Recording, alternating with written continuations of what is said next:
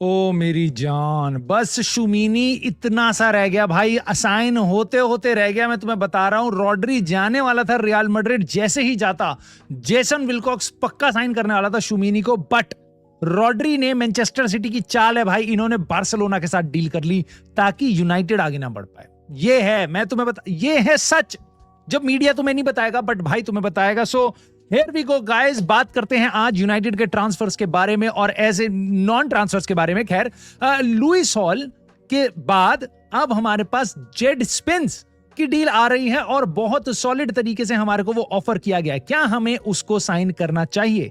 Anthony Robinson और उसके beyond miles Louis scaly, क्या उसकी डील हो सकती है? तो लेफ्ट बैक एक ऐसा टारगेट है जो नेक्स्ट आप देखोगे यूनाइटेड साइन करेगी, बट इन चार में से सबसे ज्यादा चांसेस किसके बचे हैं? मिडफील्ड में मानू कोने से रिलेटेड क्या अपडेट आई है लेटेस्ट, साथ ही साथ सैंडर बर्ज, टायलर एडम्स, इनको हम कवर करेंगे।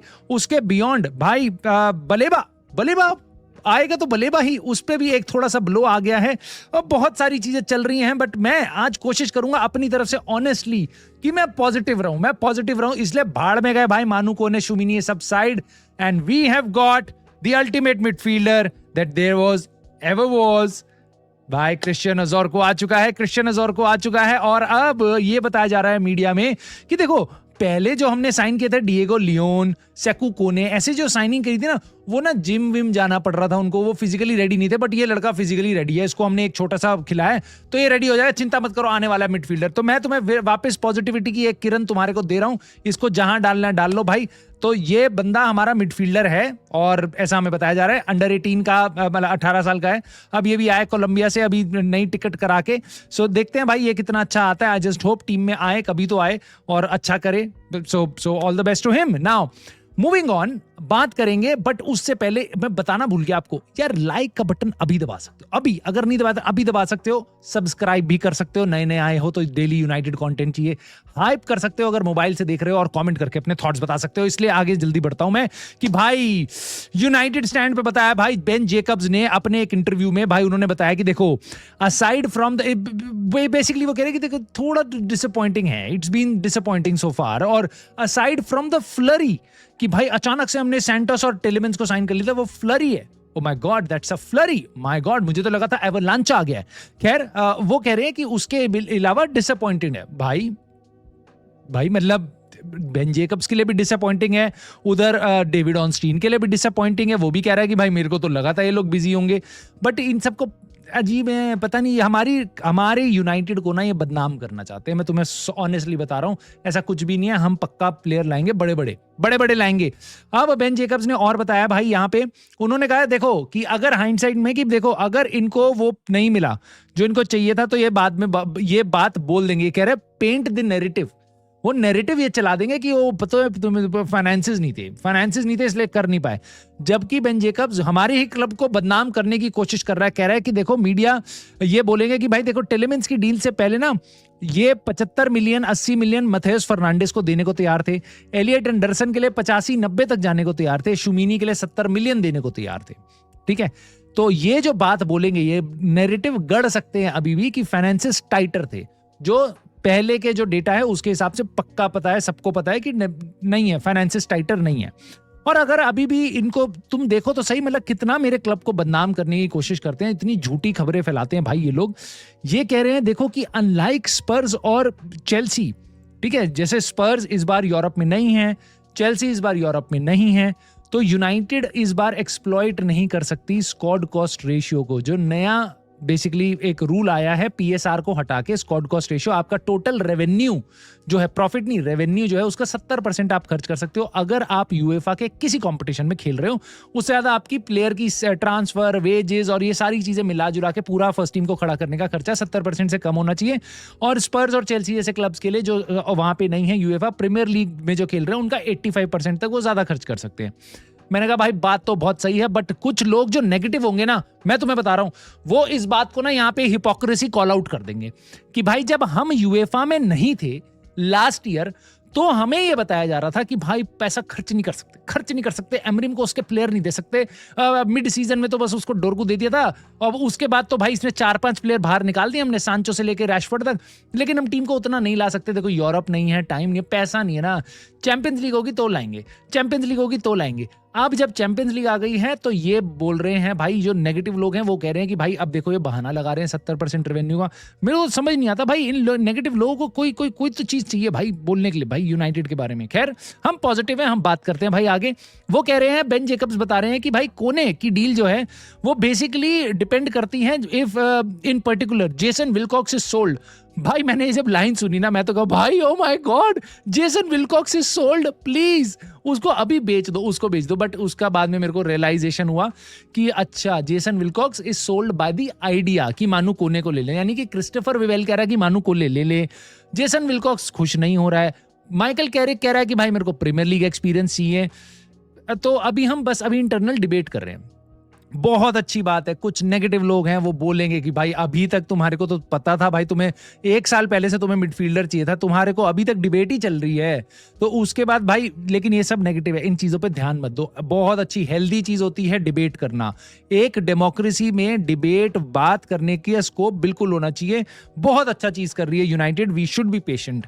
उसके बाद भाई यहाँ पे बेन जेकब्स ने बताया कि देखो पैसा तो है, पैसा तो होगा ही ना, मतलब यूनाइटेड अगर चाहे, बलेबा चाहे ना, अभी बलेबा को साइन कर सकती है यूं चुटकी बजा के। उसके बाद वो कह रहा है अगर इनको बर्ज चाहिए होगा तो बर्ज ला सकते हैं, इनको एडम्स चाहिए होगा, टाइलर एडम्स ला सकते हैं। यानी कि कुछ नेगेटिव लोग होंगे यहाँ पे तुम्हें बताएंगे कि देखो पॉइंट आउट कर देंगे इस चीज में, ये तीनों के तीनों ऐसे प्लेयर है जिनकी सैलरी है एकदम टुच्ची, ठीक है, 30-40 हजार पाउंड। इन वाले प्लेयर्स को देख के हम कह रहे हैं कि भाई इनको ले आएंगे, भले ही क्वालिटी उनकी कितनी बेकार हो, ठीक है, लेकिन कभी भी उन्होंने ऐसे नहीं बोला टोनाली चाहिए तो टोनाली ले आएंगे, शुमिनी चाहिए तो शुमिनी ले आएंगे, ऐसा कभी नहीं था। बहुत कॉम्प्लेक्स डील है, बहुत मुश्किल डील है, बात करनी पड़ रही है लोगों से बात। ऐसा गढ़ सकते हैं नेगेटिव लोग, बट तुम्हें ऐसा नहीं होना negative. Yes, I am very happy, United का अभी भी इतना पुल है, यूनाइटेड इतनी सॉलिड टीम है। अगर हमें बलेबा चाहिए होगा ना, बलेबा अभी खड़ा होगा सामने, सैंडरबर्ज भी और भाई एडम्स भी। बट टाइलर एडम्स के लिए बेन जेकब्स ने बताया कि देखो बोर्नमथ हमारे साथ खेल रही है, जैसा कि हमारे साथ नॉटिंघम फॉरेस्ट ने खेल खेला और बाकी और सारे क्लब्स ने खेला, न्यूकासल हमारे साथ गेम खेल रही है। सारे क्लब्स भाई हमारे अगेंस्ट बहुत ही बड़ी रचना चल रही है भाई, यहाँ पे बहुत बड़ी साजिश चल रही है। बोर्नमथ उनमें से एक है। वो कहना है 35 मिलियन का प्लेयर, जो लोग सोच रहे थे 35 मिलियन में आ जाएगा, 50 मिलियन उसकी बेसिकली आस्किंग प्राइस होगा। सम विल से अगर यूनाइटेड इसको साइन कर लेगी तो कहेंगे कि भाई बहुत अच्छी डील है, हमने कर ली, प्लेयर बहुत अच्छा है। वैसे नेगेटिव लोग कह रहे हैं भाई प्लेयर एकदम रद्दी है, ऑलमोस्ट इंजर्ड रहता है और कोई भी क्वालिटी नहीं है, ठीक है। तो अब आपको देखना है कि आपको कैसे कहना है।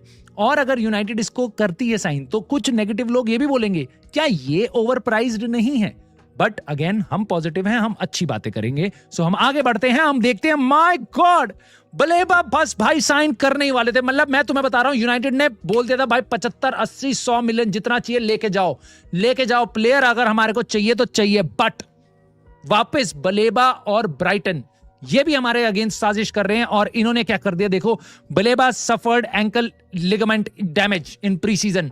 सो ये सीजन की स्टार्टिंग में नहीं है और इसकी डील ऑफ हो चुकी है, अब ये कहीं नहीं जाने वाला भाई, कोई क्लब इसको लेने नहीं, यूनाइटेड के अलावा देख नहीं रहा था इसको, कोई कहीं नहीं जाने वाला ये बलेबा, क्योंकि ये इंजर्ड हो गया। डेविड ऑनस्टीन ने कंफर्म कर दिया तो बात ही हो गई खत्म, वरना तो भाई ये अभी यूं third mid. Oh my God. खैर लेफ्ट बैक पे आते हैं। United are looking at left back position. Romano ji कह रहे हैं जो नेक्स्ट साइनिंग होगी यूनाइटेड की, that could be left back. Okay, let's go. Bring it on. Left back, लेके आओ. Okay, लुइस हॉल के बारे में रोमानो जी बता रहे हैं कि he is considered too expensive. Newcastle की कोई इंटेंशन, मैंने तुम्हें बोला है भाई, सब मिले हुए हैं। न्यूकासल की कोई इंटेंशन ही नहीं है हमारे को ये प्लेयर बेचने की, वो सबको प्लेयर बेच रहे हैं। टोनाली बेच दिया उन्होंने, उसके बाद गिमेरेश बेच दिया, एंथनी गॉर्डन बेच दिया, हर जगह दे रहे हैं भाई, यूनाइटेड को ही नहीं दे रहे। मैनचेस्टर के साथ ही डील नहीं करनी इनको। वो कह रहे हैं only a crazy offer could change their stance. I know some people will say even if United do an offer, even that is crazy. मतलब यूनाइटेड ऑफर भी कर दे, बात भी कर ले, दैट इज क्रेजी। हमारे लिए तो भाई वही क्रेजी है कि भाई हमने चलो मेहनत तो करी, हमने बात आगे तो बढ़ाई मॉनिटरिंग वगैरह से, बट ऐसे लोगों की बातों पे आपको बिल्कुल नहीं सुनना, हमें रहना है पॉजिटिव।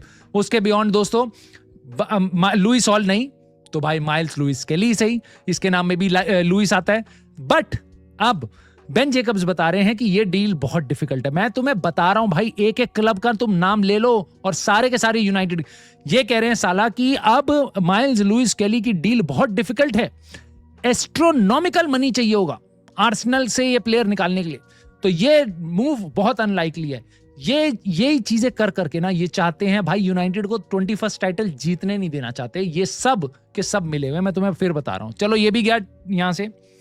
एंथनी रॉबिन्सन हमारी लिस्ट में अभी भी है, जो इतनी अमेजिंग लिस्ट है हमारी उसमें ये प्लेयर अभी भी है, विच इज गुड। इसको ला सकते हैं हम, 29 साल का है, क्या इनियोस इसको लेके आएगी देखने वाली बात है। उसके बियॉन्ड भाई ये थी सबसे बढ़िया धमाकेदार खबर आज की। ओवरऑल मेरे को प्लेयर बढ़िया लगता है, जेड स्पेंस बढ़िया लगता है। मैं ये कहूंगा वर्ल्ड कप में तो काफी अच्छा लगा मेरे को, वैसे प्रीमियर लीग में भी मेरे को डिसेंट लगता है ऑनेस्टली, तुम्हें सही बात बताऊं दिल की, डिसेंट लगता है, ठीक है। बट यूनाइटेड के पास ये प्लेयर आ सकता है। इस प्लेयर को लिवरपूल पे लेके गए, इसके जो भी एजेंट वगैरह होते कहते हैं भाई प्लीज इसको साइन कर लो। लिवरपूल ने कहा यूनाइटेड पे गए तो यूनाइटेड कह रही है अभी हम इंटरनली डिस्कस कर रहे हैं, ठीक है।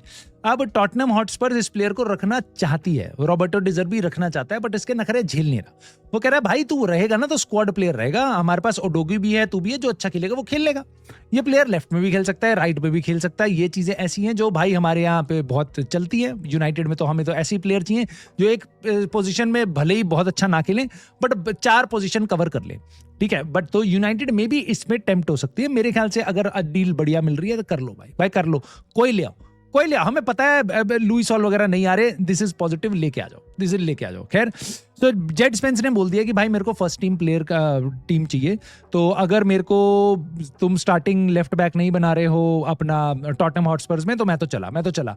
तो इसके एजेंट चले गए भाई, उनको लगा भाई लिवरपूल इंटरेस्टेड होगी, वो भी नहीं है। यूनाइटेड तो अभी हम बात ही कर रहे हैं, अभी तो हम डिबेट करेंगे, उसके बाद प्लेयर को साइन करेंगे। सो आने वाले टाइम में देखते हैं क्या होता है। बट मेरे को पूरी उम्मीद है भाई कि यूनाइटेड एक धमाकेदार लेफ्ट विंगर साइन करेगी, लेफ्ट बैक साइन करेगी, सॉरी लेफ्ट विंगर तो हम ऑलरेडी साइन कर चुके हैं, मार्कस रैशफोर्ड। यार come on man, what else do you want from United और इनियोस? भाई मेरे को तो समझ नहीं आता। तो मार्कस रैशफोर्ड ऑलरेडी आ चुका है, अब हमारे पास जेड स्पेंस जैसा प्लेयर आ सकता है, एंथनी रॉबिन्सन आ सकता है। ऑनेस्टली मैं तुम्हें बताऊं, I will take either of them. मतलब मेरे को अजीब सा लग रहा है। Anthony Robinson I prefer. Jed Spence मेरे को सोच के ना ऐसा लगता है कि भाई ये तो एग्जैक्टली वही प्लेयर नहीं है जैसे हमारे पास है डिएगो डेलो। राइट में भी खेल सकता है, लेफ्ट में भी खेल सकता है, लेकिन जहां पे भी खेलता है वहां कैसा खेलता है तुम्हारे को पता है। मेजुराई भी राइट में भी खेल सकता है, लेफ्ट में भी खेल सकता है। अरे भाई हमारे को एक लेफ्ट में खेलने वाला लेफ्ट वाली साइड पे प्लेयर लाके दे दो ना यार, प्लीज। इतने तो हमें और इससे ज्यादा और क्या उम्मीद है। एक ऐसा प्लेयर ले आओ जो क्रॉसेस मार पाए, अच्छा खेल पाए। एंथनी रॉबिन्सन वैसा है। देखो कुछ लोग बात करेंगे ड्यूफ की, ठीक है, मलिक ड्यूफ जो वेस्ट हैम का था, हम देख ही नहीं रहे हैं उसको। देख रहे होते तो हम जाके कर लेते साइन। ये भी हो सकता है कि आप लास्ट दिन चले जाओ वेस्ट हैम को और बोलो कि भाई ये ले 20-25 मिलियन वो डील दे दे, बट मुझे लगता नहीं ऐसा होगा। बट मुझे यही लगता है भाई कि ड्यूफ के साथ यूनाइटेड देख ही नहीं रही है, उनको नहीं पसंद है। प्लेयर बहुत अच्छा था, एथलेटिक था, क्रॉसेस बहुत बढ़िया थे, ये सब वो सब अप एंड डाउन, फिजिकलिटी अच्छी थी, बट उसके फर्स्ट टच वगैरह में थोड़ा इशू था। तो मेरे को नहीं लगता वो आपके टाइट स्पेसेस वगैरह में वो प्लेयर काम कर सकता है। बट दूसरी साइड मेरे को ये लगता है कि उसके बियॉन्ड अगर हम प्लेयर देख रहे हैं ना इस लिस्ट में, I'll be okay with Anthony Robinson again. I'll not be ecstatic, but I'll be happy with him कि भाई चलो अब ये आ गया। वापस वही वाली बात है, he is not my first choice. Lewis Hall was, but Anthony Robinson I'll take it. Definitely I'll take it. Now उसके बियॉन्ड अगर आप देखोगे कि हम स्ट्राइकर पोजीशन में किसको साइन करने वाले हैं, सो वो भी एक इंटरेस्टिंग है, क्योंकि अगर ज़र्क्ज़ी बिक गया, जिसके चांसेस हैं, कुछ हैं, वो यूवेंटस जा सकता है, तो हम शायद स्ट्राइकर लाएंगे किसको, वो देखने वाली बात है। क्योंकि बातें चल रही हैं भाई, रूमर्स और अनडायरेक्ट बड़े जर्नलिस्ट के बिना भाई ऐसी बातें चल रही हैं जैसे कि जो आपके अल अहली के स्ट्राइकर हैं इवान टोनी, जिनका पास बैटिंग का पहले इशू चला है और उसके बाद वो चले गए थे सऊदी, वहाँ से वापस आ सकते हैं। पिछले सीजन उसने सऊदी में बहुत अच्छा काम किया था, और मैं बस उन लोगों को देखना चाहता हूँ जो टोनाली के लिए कह रहे थे वो तो सटोरी है, और कल को हम इवन टोनी को साइन कर लेंगे तो वो लोग क्या बोलते हैं। बट इन एनी केस हमें पॉजिटिव रहना है, दुनिया आपको कुछ भी बताए, यूनाइटेड बहुत अच्छा कर रही है। इस सीजन हम आग मूतने वाले हैं भाई, मैं तुम्हें बता रहा हूँ, तुम पगला जाओगे। माइकल कैरिक ने जो टीम बनाई है ना, मैंने ट्रेनिंग की वीडियोस देखी है भाई, फर्स्ट पासेज इधर आसपास ऐसे पासेज कर रहे हैं भाई। अभी तो मेनू नहीं आया यार, भाई मेनू आएगा तो टीम का लेवल देख लेना कहाँ चला जाएगा। तुम्हें टेंशन लेने की जरूरत ही नहीं है भाई, बहुत पॉजिटिव हूं मैं। मेरे को तो समझ नहीं आ रहा आर्सेनल सर्वाइव कैसे करेगी, मैनचेस्टर सिटी सर्वाइव कैसे करेगी कैरिक बॉल के सामने। सो मेरे को बहुत मजा आ रहा है, मैं तो बहुत खुश हूँ। पीएसजी को तो अभी हम तोड़ ही देंगे, कल परसों मैच है हमारा फ्रेंडली का, उसमें तो पेल देंगे, और नहीं भी पेलेंगे तो फ्रेंडली है, उसको छोड़ दो। सो मैं तो चाहता हूँ यूनाइटेड अगर 1-2 प्लेयर साइन कर ले तो कर ले, नहीं करे तो भी कोई दिक्कत नहीं है, we have very amazing academy, so I am not worried at all. बाकी अब मैं जाता हूँ, अपनी पागलपन की दवाइयाँ खा लेता हूँ, क्योंकि मुझे लग रहा है मेरी सटक रही है। बाकी तुम अपनी वीडियो को कैसी लगी उस पर मेरे को अपना कमेंट करके बता देना, लाइक सब्सक्राइब हाइप कर देना, और मैं तुमसे मिलता हूँ बड़ी जल्दी in the very next video.